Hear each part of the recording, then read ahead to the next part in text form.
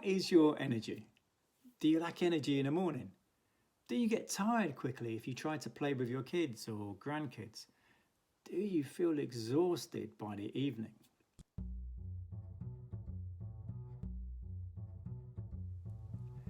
There are many things that affect your energy. Poor sleep, processed foods, getting out of breath quickly, and a sedentary lifestyle. All are major factors in increasing inflammation in the body. Decreasing the amount of inflammation literally makes you feel better inside.